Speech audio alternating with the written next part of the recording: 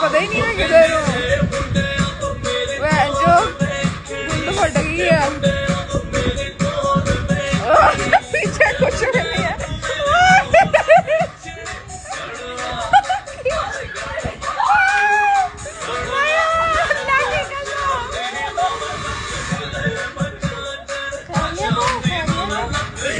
Yeah.